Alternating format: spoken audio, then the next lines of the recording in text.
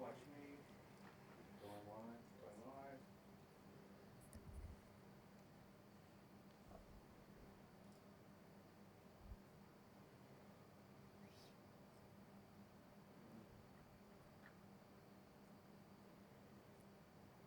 Hey everybody, I'm Chris Coraggio, coming to you from the Barrow Neurological Institute on behalf of the Ivy Brain Tumor Center. We are here to talk about glioblastoma, and because today is the inaugural Glioblastoma Awareness Day. So we're going to discuss the most common and most aggressive form of brain cancer, but we're going to discuss what this Awareness Day actually means. We got a great panel. We're going to introduce them in just a minute, but quickly, just to kind of give you guys a background of how this day came about.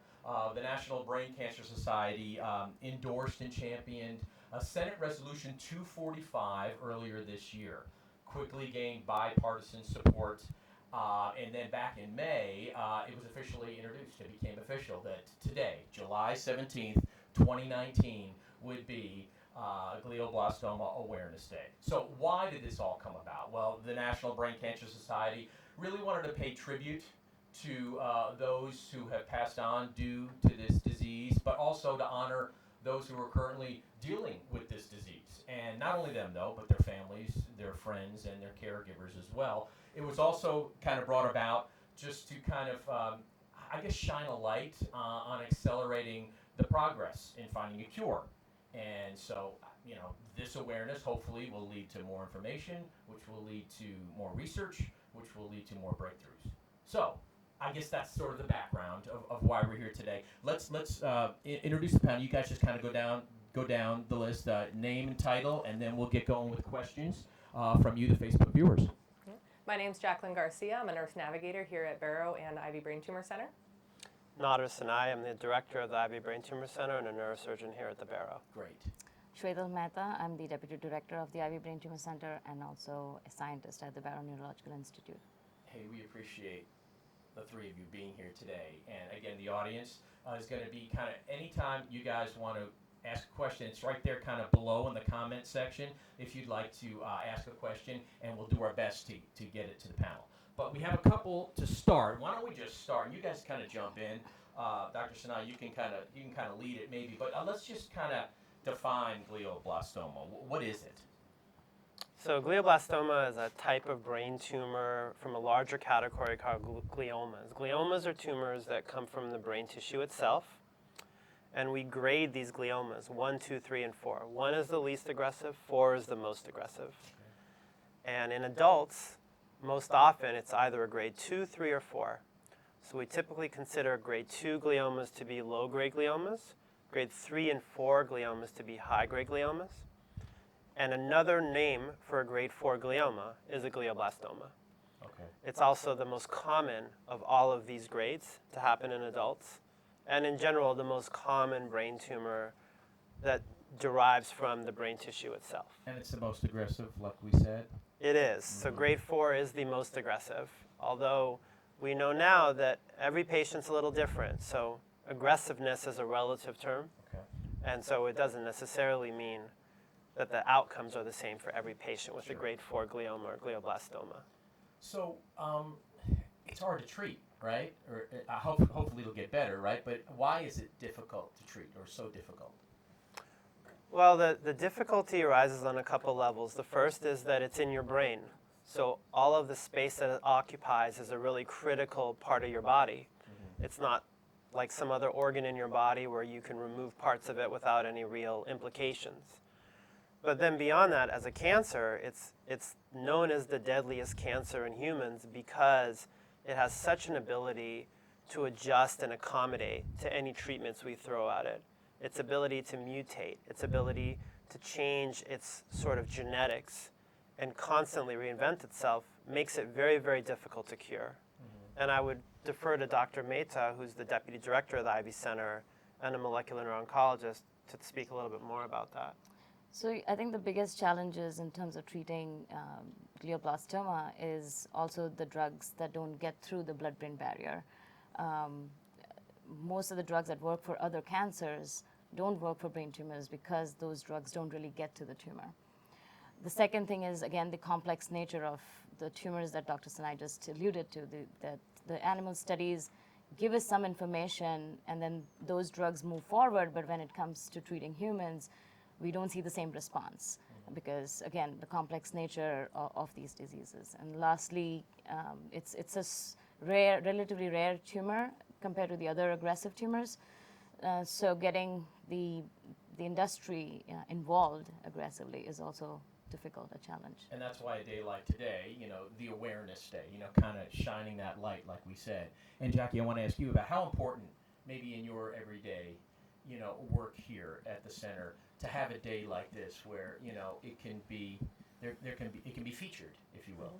I think a day like today is very important because one of the biggest aspects of having this diagnosis is to know that there's hope out there. Know that there's people who are trying to figure this out and make this more of a chronic condition as opposed to something that can be devastating. Yep. Let's kind of go over some terms that maybe the audience isn't real, or have heard maybe phrases, but they don't really know what it is. And if you guys can just quickly define it, then we'll get a little deeper into it. A clinical trial. What's a clinical trial? So a clinical trial is any time you're a patient and you're trying some new therapy, for example, that hasn't necessarily been approved by the FDA or hasn't been proven in this particular condition that you're dealing with. So from the standpoint of a brain tumor patient, a clinical trial means that they have been diagnosed with a certain tumor, that we're not certain the best way to treat that tumor, but we believe that one or two experimental agents could be a promise. And in general terms, that patient will then take those agents in, usually as a pill, sometimes as an IV, et cetera. And then we wait and see what the response of that tumor is to that intervention. Okay. And more specifically, and guys, I'll jump in. What is a phase 0 clinical trial? What is that? So I think many people in the audience probably are familiar with the general phases of clinical trials, phase 1, 2, and 3. A phase 1 trial is when you have a new drug, you don't know exactly how to dose it or how toxic it's going to be, and so you give incrementally larger doses of drugs to patients until you figure out what the right dosing is for the drug. Phase 1 trials are not designed to look at efficacy. They're not designed to figure out if the drug is working. They're just designed to figure out if the drug is safe. Phase 2 trials mean that the phase 1 part is over. You know how to dose it, but now you want to get some understanding of whether there's a patient response to the drug. So patients get the optimal dose of the drug for some period of time, and then we wait and see, is there any positive sort of correlation here or not? Phase 3 is when you're really looking for FDA approval. You have phase 2 data that suggests the drug is promising, but now you want to know for certain if it's actually providing a survival benefit, for example. And so you randomize patients where one group of patients get the drugs, one group of patients gets a placebo, and then you compare the two and see who did better. Phase 0 is outside of all this. What phase 0 trials basically do is they say, look, we know that there are two primary problems with every drug that goes through phases 1 through 3. The first problem is the drugs don't get to the brain because the brain is designed to keep drugs out. And the second problem is that many times we design a drug to do a certain thing, so to do mechanism X, Y, or Z, but then when we give it to patients, it doesn't actually do mechanism X, Y, or Z for whatever reason. So phase 0 trials are basically trials where you figure out, did the drug get there? Did it hit its target and do what it's supposed to do? And you figure out in a very unusual way where you give patients a small dose of the drug before surgery. And the reason you do that is so that at the time of surgery, when you're removing the patient's tumor, you can ask these two questions in that patient's individual tumor. And so for that patient, you then know this drug is getting to his or her tumor, this drug is actually hitting the target in his or her tumor, and so therefore this drug has promise, and we should accelerate it through the rest of the phases. Or you find out, this drug that we developed, it actually doesn't get there, and so it has no chance of working, and we shouldn't be wasting anyone's time, effort, especially patients' time, in putting them through trials with this drug when it has no chance of even getting to their tumor. So how here at the Ivy Brain Tumor Center, how are physical phase 0 clinical trials maybe different than maybe other centers? If you guys know the answer to that question. Well, certainly phase 0 trials have been done elsewhere, not only in non-brain tumor patients, but also a few in brain tumor patients.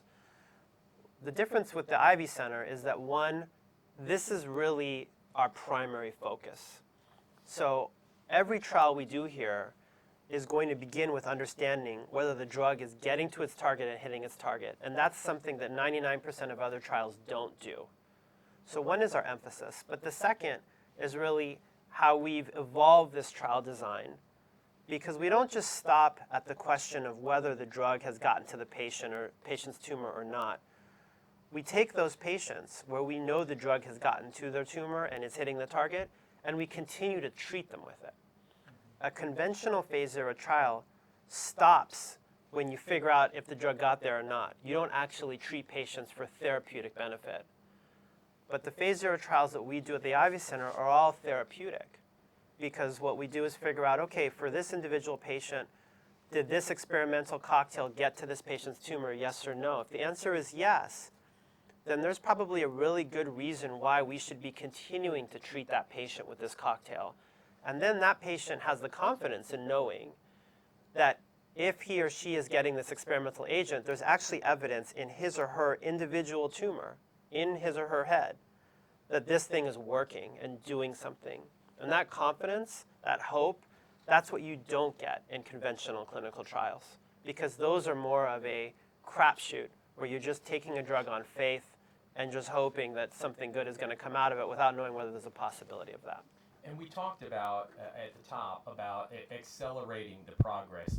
In your guys' estimation, and you guys do this every single day, you see patients with these tumors every single day. Have we accelerated in the last couple of years due to centers like Ivy? We can just go down the line. Yeah, I think Dr. Mehta can speak to that. Sure, yeah. What we've done is definitely identified a couple of drugs that actually we know that when we give them to the patients whose tumors are likely to respond, the drugs actually get to the brain, get to the tumor, and do their job. So those are the drugs that we can now push forward. Again, a single drug is not going to do the job because it's of the complex nature of this cancer. So we need to work on cocktails of drug combinations. And what about, how does someone know that they're a candidate for a phase 0 clinical trial or a specific drug? Yeah, so each of the trials are designed for the individual drug or drugs. So the eligibility criteria depend on each agent. In most cases, it begins with having a recurrent tumor. So when patients have a newly diagnosed glioblastoma, for example, there is already a standard of care for that. Every patient who has a newly diagnosed glioblastoma will get Temodar, which is the one FDA-approved drug that has a proven survival benefit for glioblastoma. They will get radiation, and they will get surgery, and in many cases they'll get Optune, which is an electromagnetic cap. Those are the 4 standard treatments everyone will get.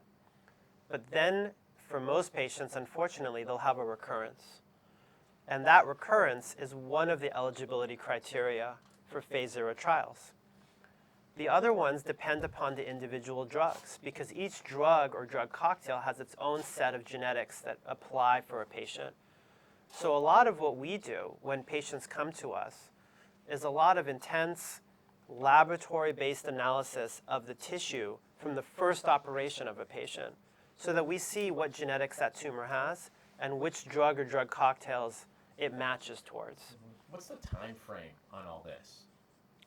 I mean, to determine, because we already said everyone's different, right? How long, say, do these trials last for a specific patient when you can realize, okay, this drug is working and we're going to continue to use it?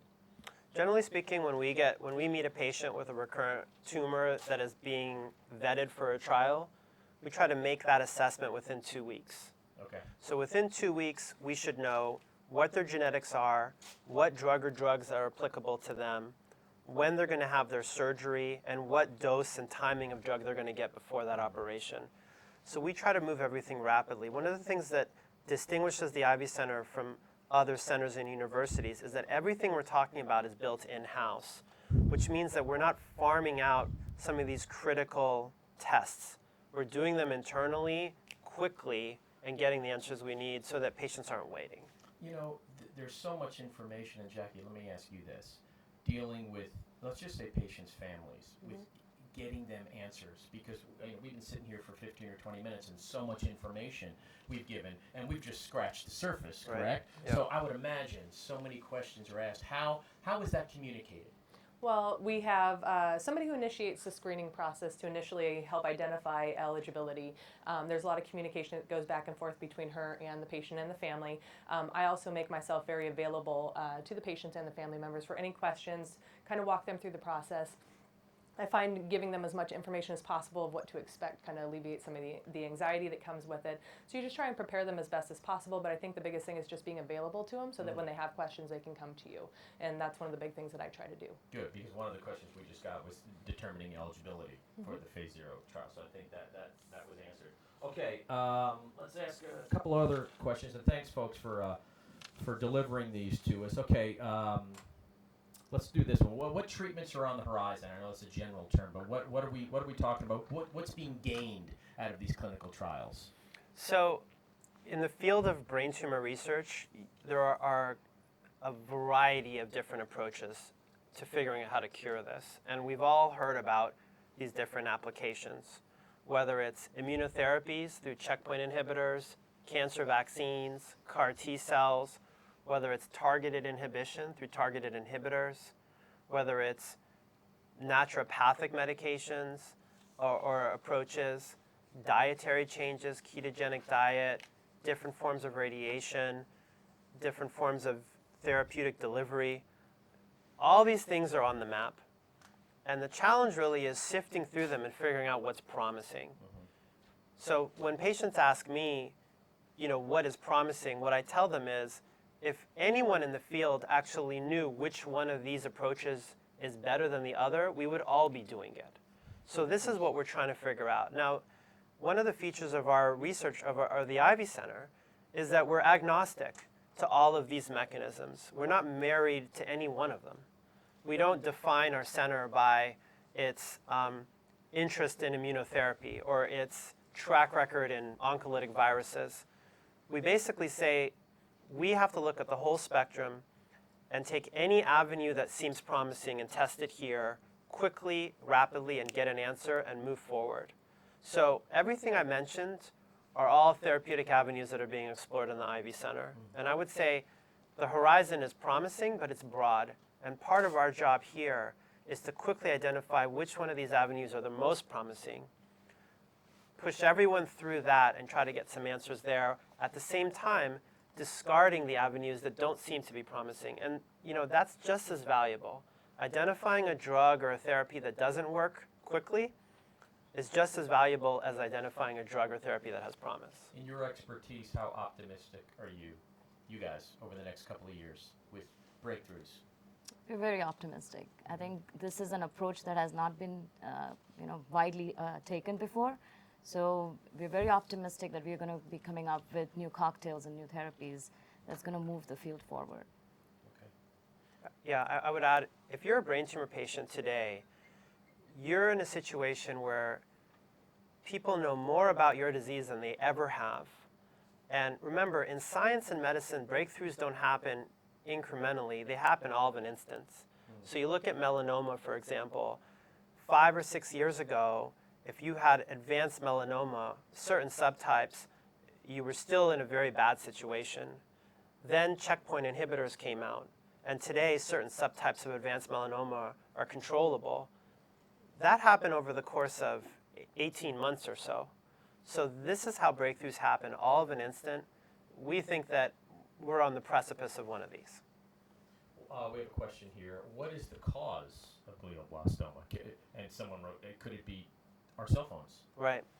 So glioblastoma is what's known as a spontaneous tumor, meaning that for the vast, vast majority of patients, 99% plus, it happens randomly due to spontaneous mutations in your brain. It's not something you inherit. and it's not something that's caused by external factors. But there has been a lot of concern in previous years about whether or not external factors like cell phone electromagnetic radiation could be a cause. And there were 2 large multinational 1,000+ person studies that examined this, and in both cases they found no evidence of a connection. So we feel confident advising patients that, look, if you're dealing with a glioblastoma, it's nothing you did, okay? It's nothing about your environment, about how you lived your life, about the food you ate, or what activities you participated in, or what you were exposed to. It is unfortunately a spontaneous event, and now we got to deal with it. What about, I got another question here, natural meds, natural medications. Is there anything folks can do in that regard? Yeah, so that's not something that we're against. We always tell people, there's a lot of different naturopathic medications out there and different treatments, and we support people seeking out those options, and however they want to incorporate them into their treatment plan, we do support. So I can't be very specific with that, but we do, supplements, there's all kinds of different forms out there that we have a lot of patients that use those while they're doing their treatment. Okay, what about along that path, diet recommendations, if when someone is diagnosed? Yeah, right? So there's a lot of thought behind the ketogenic diet. So that's a big one that we see a lot of our patients that incorporate into their treatment plan, essentially. It's a difficult diet in general, and if somebody's got a sweet tooth, it's a little challenging, but it's definitely a way that somebody can take control and, basically participate in their treatment plan as well. Now, is that different for everyone, or do you kind of follow, I guess, a cookie cutter diet when it comes to we that? recommend that our patients see a dietitian to help them with that, because it is a bit challenging. You want to make sure that they do it in a safe and appropriate manner. Got it. I would add that, our general advice to patients is you need to be healthy. And being healthy and having a healthy diet is different for every patient. So we don't prescribe a diet because different patients have different diets that work for them. Sure. What we generally advise them is, one, if you're doing anything in terms of the alternate naturopathic medication route, which I would say the majority of our patients are doing, A, you shouldn't be paying a lot of money for it, and B, you shouldn't be doing anything that requires an injection. If you can avoid those 2 fronts, you're going to be fine. And the fact is that we don't have hard and fast rules because there hasn't been enough research done on these agents to be able to tell patients specifically what will and won't work. But to that end, in the Ivy Center, we have a new trial coming up that uses one of the most common naturopathic agents, which is an element within the medicinal herb ashwagandha. And that element is called withaferin A. And so that drug itself is something that we're going to be trialing within our Phase 0 system in partnership with Stanford. Okay, and another question from a viewer here, and maybe it'll go along with what you just said, Doctor, but how long would someone from out of state need to be in town to participate in a Phase 0? So generally, for our out-of-state patients, it begins with a phone consultation and then us requesting the records from their hospital, which usually can be done quickly, and then us requesting the tissue from their initial resection, which usually can be done quickly. Once we get all that information, including the tissue, it's going to be a 2-week turnaround to assess the tissue, and then we're going to schedule their operation. They typically will fly here 1 or 2 days before the operation, meet with us personally, get some preoperative testing and imaging done, go through their operation itself, typically be in the hospital for 2 to 3 days after surgery, and then from there, depending on where the tumor is and what the operation was specifically, they'll either fly home once they've been discharged from the hospital, or in many cases, patients will elect to stay in town for 3, 4, 5 days just to make sure that all of their questions are answered and anxiety is alleviated and that we're in town in case something comes up, and then they go home. Speaking of anxiety, what are some resources, some good resources for patients and caregivers when they're looking for support? So I think being able to answer their questions a lot of times can take away some of that anxiety. But I also tell them to, seek out resources. One, we have a brain tumor support group that we do here at Barrow and the Ivy Brain Tumor Center, which I find that being able to meet other people who have gone through this, being able to see survivors, being able to connect with other people on that level is important for that as well. So there's a lot of different support avenues that are out there. There's online support. There's, websites such as the National Brain Tumor Society, American Brain Tumor Association that connect people. But I think really just reaching out, talking to people, and connecting with other people who have gone through this can kind of help with those things. But, massage, there's all kinds of different things that can help alleviate. Meditation, things like that can help with those things as well. And like you said, there's a lot of information out there that someone could. Dr. Maida, let me just ask you just about this Awareness Day that it was designated July 17th. What does that mean to you? I think it's amazing because it's one of the rare tumors, and it's great for patients to learn more about what's going on in the community, what we are doing here at the Ivy Center, and just that there's so many resources out there for the patients, and what we as scientists are actually doing in the lab to help them. That's great. And Dr. Sinai, I think a lot of people watching, and you've probably touched on it so far today, but what gets you excited about what's happening right now and what is right on the horizon? So, I'm a brain tumor surgeon. I've been in practice for over 10 years. And in our field, the challenge is really meeting all of these good people that are dealing with this terrible, terrible moment in their life, and we want to provide them with something different. We don't want them to have the outcomes that we've seen in the past. And that's predicated on giving them something new that hasn't been given to patients in the past. So one of the driving forces of this center is really about getting new classes of drugs into this patient population, new classes that no other patients have seen. Every patient in an Ivy Center trial is on a drug or drug cocktail that no other patient with their diagnosis has ever received. That's exciting to us because it means that there's a possibility for a new outcome with these studies. This isn't tinkering with the previous regimen and trying to optimize it. This isn't hitting a target that's previously been hit and trying to get a better result. This is going in a new direction. And so for us, that's really what gets us up. Yeah, you're evolving, right? The possibility of a new outcome, the implication of a new therapy.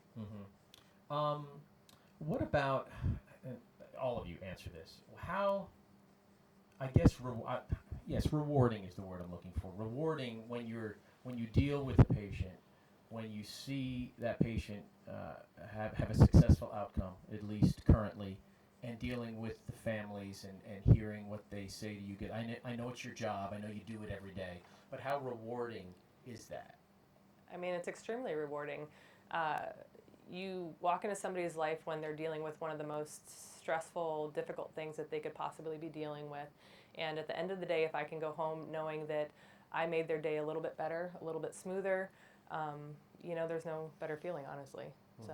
And that goes for the patient and the family, and friends, everybody, and caregivers, yeah, right? Everybody across the board. Yeah, you guys down the line. For the scientists, I think we don't see patients as often, but when we do see that we're making a difference, we hear stories where what we've done in the lab has helped them. I think that gets us going in the lab. We spend hours in the laboratory, and it's all worth it at the end of the day. Yeah, your head's down. You're working hard, and when you're made aware that it is really making a difference, right? I would imagine that's a great feeling. Yeah. Or if we've found a therapy that's actually getting there and doing what it's supposed to do, that's the most satisfying feeling that we can get. On the warm and fuzzy side in all of this, one of the things that makes me love my job is the people that I work with. When there's events that are going on, brain tumor walks, things like that, we're always out there, and Schweddel's out there with us. And, the fact that people put their own personal time to be out there and be involved just tells me that we're all in it for the right reasons. And, we're really pushing to try and change things. Yeah, this is the world we live in. We live in a world with patients who are dealing with arguably the worst moment of their life. And for them it's their first time, but for us it's not. And so what we try to do in all of our own ways is bring to them a sense of order, perspective, a plan, and some calm and peace and support so that we can just rationally take ourselves through this journey together. And so for all of us, we consider ourselves really chaperones through this very difficult walk. One of the things that sets our center apart, I think, is that as we've built out the scientific component of the Ivy Center with really world-class scientists like Dr. Mehta, who we recruited from Harvard, and many others, what we try to make sure is that the scientists and the clinicians are all spending time together so that we all understand the patient's journey. Even if you're working in a laboratory and working under a microscope, you're still understanding of what you're dealing with and the implications there. And that's important to getting real progress done. Got it. Okay, another couple more questions here. What do your patients have to do a standard of care before participating in the trial? So it depends on the trial, and it depends upon the tumor that you have. So the question is, do you have to have completed the standard of care to enter a phase 0 trial? For example, for a aggressive meningioma, there really is no standard of care. There's a surgery and some level of radiation, and then most patients come to us after having had various kitchen sinks thrown at their tumor. For a glioblastoma, in many trials, we want the patient to have gone through what's called the Stoop regimen, which is a combination of radiation and Temodar following surgery. But we have patients that simply were unable to complete those regimens because of the aggressiveness of their tumor, and we still find trials for them to enter. So from our perspective, standard of care in malignant brain cancer is non-curative. So we don't want to put too much emphasis on that when we know it's not enough. Okay, I think that answered a previous question. You mentioned meningioma. Someone asked if there's a focus on that. We do. So we talk a lot about glioblastoma, and today is Glioblastoma Awareness Day. But the fact is that there are many patients dealing with a variety of malignant brain tumors or non-benign brain tumors that don't have solutions. And aggressive meningiomas, patients with recurrent grade 2 or grade 3 meningiomas, fall into that category. And we're one of the only centers in the world, in fact, there are only 9 trials worldwide, and we're one of them, to have drugs specifically for aggressive meningiomas. Okay, good. Hopefully that answered your question. How about this one? You're going to have to help me with the pronunciation, but we're talking about a tumor that's typically more benign. Astrocytomas. Yes. So are astrocytomas typically more benign? So no, astrocytomas fall into that general category of gliomas. And so an astrocytoma is a subtype of glioma that's graded, like I mentioned, 1, 2, 3, and 4. Mm-hmm. Grade 1 being what you would often consider a quote-unquote benign, and grade 2, 3, and 4 being non-benign. And the majority of astrocytomas are grade 2, 3, and 4. Okay. Another question here. What is the average survival rate with patients with a brain tumor? Well, that's a broad Yes, question. The it's a question general is, what is the average survival rate of patients But with brain it's a tumor? question that everyone asks. Of course. And we get asked that a lot. And the numbers are out there, and they're easy to Google or get on legitimate websites and get. So for example, for glioblastoma, the median survival often quoted is somewhere in the order of 14 to 16 months. Now, what I tell patients is that is a number that was derived from thousands of patients across the U.S. with different levels of access to care, different ages, different other comorbid medical conditions, different levels of commitment to their therapy, different medical centers they had access to. So that number can't possibly apply to the individual.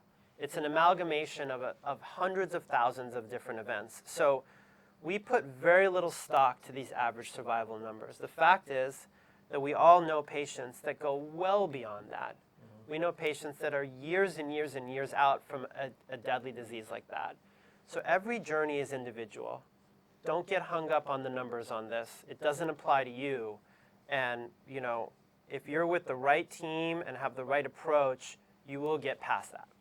But Jackie, that's great, and someone should follow that, but I would imagine that's very hard for a patient there and their families? They don't want to go that way, but they do. How do you communicate in So, that regard? you know, I kind of say the same thing. You know, I always tell people, in my kind of catchphrase is, nobody's put an expiration date on the bottom of your foot, you know. Especially when you're in the beginning stages of everything, there's a lot that we still need to figure out about their specific tumor. And what I found is that it is very individual. And, you know, like Dr. Sinai said, we see people that live long past that. And, you know, our goal is always to get people to that long-term survivorship. And that's what we focus on. And every day, right? More research, Dr. Mehta, Right. that's you're working in the laboratory every single day, every right? single day. So hopefully those numbers, those average numbers, like Dr. Sinai talked about, which you know doesn't apply to each person, everybody's different.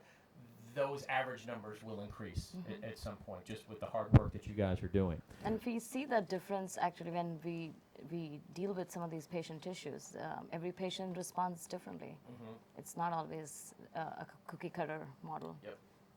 Overall, and here's a question from another viewer, the overall success with trial outcomes. Yeah, so great question. How successful are our trials? Just depends on how you want to measure success. Have we identified a new cocktail of therapies that's been FDA approved for example, glioblastoma? No. No one's done that in 20 years. And we're hoping to be, you know, among the first to do that. But we measure our success one patient at a time. I mean, that's really how you go through this.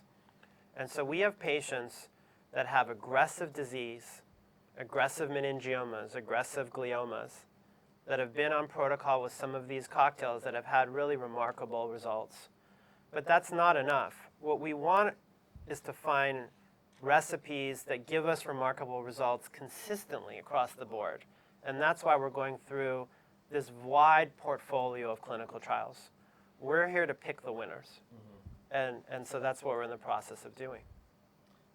You answered this question earlier, but there's another question about inheriting these. And you said it is not, right? So is that steadfast, hard rule that it's not inherited like other diseases, you know, you may be more prone to acquiring? There's a small subset of patients that come from families with really substantial genetic disorders that are susceptible to, for example, developing glioblastoma. But patients in that group know it, because not only did their family members have many different cancers and were probably identified as carriers of these types of genes and genetic disorders, but they themselves often have other disorders that are related to the development of the brain tumor as well. So yes, there are patients that have a genetic predisposition to developing, for example, gliomas, but it is a very, very small fraction. And if you as a patient are not aware of you having that disorder, then you probably don't have it. Got it. All right. Questions keep coming in, folks. Thanks for that. Okay, here's another one. Is a patient eligible if they already have done a trial elsewhere and have had a progression? Yes. So patients that have been through prior trials are not excluded from these trials. Okay. In fact, if you're a brain tumor patient going through clinical trials, you want to go through as many as you can if they're not working for you. And this is why for our trials, we try to get through these things quickly. If you're a phase 0 patient and you get matched to a drug or drug cocktail, and you get that, and you go to surgery, and then by the time your staples or stitches are coming out, we're able to tell you, you know, this drug is not working for you. What we'll do is actually try to get you on yet another trial after that. So serial trialing is a common phenomenon here, and if you're lucky enough to be in a position to do that, it's something you should pursue. Is that something that's featured here at this center and maybe not at other centers? Well, I think the ability for our center to get these results from these trials within about a week is not something that we've seen in other programs. That was one of the real core requirements of our program that we needed for our patients' sake, frankly. We want patients to be on drugs that have a chance of working in them. If the drug is not promising, we don't want to find that out in 2 months. Sure. We don't want to find that out on the next surveillance MRI. We want to find it out before they've even taken their stitches out and had their post-op appointment. You know, we had a question about cell phones that you guys answered earlier. Here's another question in that realm. can environmental factors contribute to getting a brain tumor? And what are they? Again, there's no real evidence out there that there are any particular environmental factors that might affect you. Radiation exposure to some extent, but that's for any other cancer. But no real evidence, hardcore evidence that a particular environmental factor is going to be affected. And I would add, for radiation exposure, it's not just getting a couple CT scans or x-rays of your head. The only patients we're aware of that had prior radiation exposure that led to development of a tumor are either patients that as a child had heavy brain irradiation for some other type of cancer, or patients from other countries where radiotherapy was used to, for example, treat diseases of the scalp. And obviously that's not something that's done anymore in modern medicine. Okay. But aside from those two very niche categories, conventional radiation exposure is not something that we've seen associated with development of new tumors. Okay, so it has to be something dramatic. It would have to be something really out of the ordinary. And I'll also add for our viewers, right now we're talking generally about primary brain tumors, meaning tumors that come from the brain tissue itself. But there are secondary brain tumors, which are otherwise known as metastatic tumors. Those are tumors that come from other tumors elsewhere in your body. So the answers to these questions vary depending on what you have. For example, if you have lung cancer, and your lung cancer was associated with a history of smoking, and that lung cancer spread to your brain, then yes, that smoking history was somehow related to your development of this brain tumor. Yes. But for primary brain tumors, we're not aware of any real substantial environmental risk factors. Since you mentioned that, I guess how common is a brain tumor other than a primary brain tumor? How common is that when something kind of moved from one part of the body to the brain? Yeah, so secondary tumors or metastatic tumors are very common. Okay. They're actually more common than primary brain tumors. And we're seeing them more and more because oncologists are better at keeping patients going when they have disease elsewhere in their body. And so as they're living longer with these tumors elsewhere in their body, it's giving their tumors a greater opportunity to spread to the brain. And we have clinical trials and phase 0 trials for patients with metastatic tumors as well, because those are often very difficult to control too. We mentioned diet before. A question from a viewer here about the keto diet. Did you mention that? Or? We talked about that a little we bit did, earlier, but yeah. we can just kind of recap on that. Sure. That like Dr. Sinai said, we generally tell people to be healthy, but the keto diet is something that people do like to explore with a cancer diagnosis, and is definitely something that you can incorporate into your plan of care if you choose to do so. And I do want to mention, we're wearing these little ribbons, and so Melinda, it's brain. Was May the month? Was Brain Tumor Awareness Month? Okay. So we're wearing these nice ribbons here just to kind of. It's not a ribbon especially for Glioblastoma Awareness Day, but I'm sure those are somewhere you can have. But today is the designated day. Okay. Another question: why do patients need to have reoccurrence to be eligible for a trial? Great question. So the one of our primary criteria is to be able to test whether the patient's eligible for the drug that we're trialing, whether their tumor is going to respond to the drug.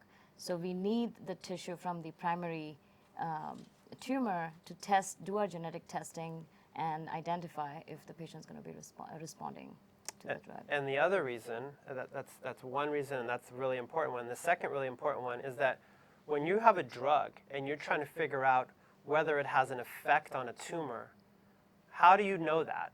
You have to compare the tumor before it got the drug to the tumor after it got the drug. And so with a newly diagnosed brain tumor patient, we can't make that comparison. Okay. So we need that comparison point. So those are two main reasons why these trials at the moment are for recurrent brain tumor patients. But I will say that we're already working on protocols to figure out a way to do this in the upfront setting, which means at newly diagnosis. Okay. More questions? Are you guys exploring the use of gamma knife in glioblastoma patients? So gamma knife, for the audience, is a specialized type of radiation called radiosurgery. Gamma knife is actually the trade name of the device. but there are other devices that do the same thing. We at the Barrow here at the Ivy Center have a gamma knife. We also have something called a cyber knife, and we also have another device that newly was developed called the ZAP. And all three of these do radiosurgery. And radiosurgery is simply targeted radiation to some part of your brain. Now, radiosurgery in general has not been proven very effective for gliomas and other malignant brain tumors. Because even though it's very targeted, we all understand that these diseases are actually very diffuse. So being too targeted actually doesn't help in that respect. But we do have drugs that we're investigating that we think may increase the sensitivity of tumors to these types of radiation. And so the way we're studying radiosurgery and other radiation delivery devices is in the context of pairing it with drugs that actually make the tumors more susceptible to them. Okay. Specific question here. Will you work with my current glioblastoma team? Of course. Okay. So, as many patients know, if you have a brain tumor, your new primary care team is not your PCP. It's oftentimes your neurosurgeon, your neuro-oncologist, and your radiation oncologist. And our effort here is not designed to supplant or replace them. In fact, we need to work with them. A large proportion of our patients are not from this region. They're out of state, out of country, which means that there has to be coordination of efforts. So while patients may come here for participating in a trial or having their procedure or surgery associated with the trial, they're ultimately going to go back home and have all of their continuous care delivered by their original team. And how, I guess, they want to be confident that the communication is there, right? Yeah. And that requires on both ends. Yeah, Right. and one of the things that even on my end is communicating with the patients, but I also will communicate with their physicians or other staff members in the offices to let them know what our recommendations are, what our plan is, and what we can do to help make sure that those things are being met for them. And you know, Jackie is a nurse navigator, and one of the roles of the nurse navigator is to weave together all of these disparate care teams to make sure we're all on the same page. So when patients come through our trials, we know that their primary team at wherever state they came from is going to be fully informed of everything. Most of the time, those physicians have my cell phone number or cell phone number of other investigators here. And it's a small community, and we're all in this together. So our goal is to make everyone successful. Okay, good. Make that smooth communication Right. transition. Here's a question from a viewer. What is your take on CBD oil used in conjunction with chemotherapy? So, I mean, we're not against it. It's something that I found that as I talk to more patients, you find out more and more people are using it. So it's definitely something that we want people to be comfortable with talking about. We want to know that you're using it so we can make sure that it isn't going to interact with anything else that you are taking for your treatment plan. So one of the big things is we want to make sure that you're using it safely. You're using it with a physician who is, evidence-based in their practice with it. And we actually have somebody who we work with to make sure that that's happening. And if you need a resource that we can refer out to her. And we do educational events here every 6 months. And we have her come and speak sometimes so that way we can make sure that people have a resource and they get good education on using it. Because that's becoming more and more prevalent in our society. It definitely is. And I guess that leads to what we talked about when you guys have been kind of echoing this entire time here in this Facebook Live event is that, even in something like this, everybody's different. Everybody responds differently to different treatments, right? That could make it easier, but that could also make it a little more difficult to treat, I would imagine. A double-edged sword there. What do you guys think about, because you keep talking about the reoccurrence, are those numbers getting better in recent years? And are you optimistic that will decrease as we get more research? So the reality on the ground is, at the moment, the patient survival, the reoccurrence rates, they're all pretty similar to what they were 20 years ago. Okay. So at the moment, we're not seeing the upswing we would like to see or what other cancer patients have seen, for example, with melanoma or certain subtypes of lung cancer. But looking ahead, we think it's going to be a different story. And our objective really is to turn this disease from this acute terminal condition to a chronic, manageable condition. You think about HIV/AIDS in the late 80s, early 90s, Sure. which was universally lethal, and even though there were drug makers developing drugs, none of them were curative. But ultimately, through sort of the will of the nation, the drug cocktail was developed to the point where it put enough pressure on the HIV virus that even though it's not necessarily eradicated, it's manageable.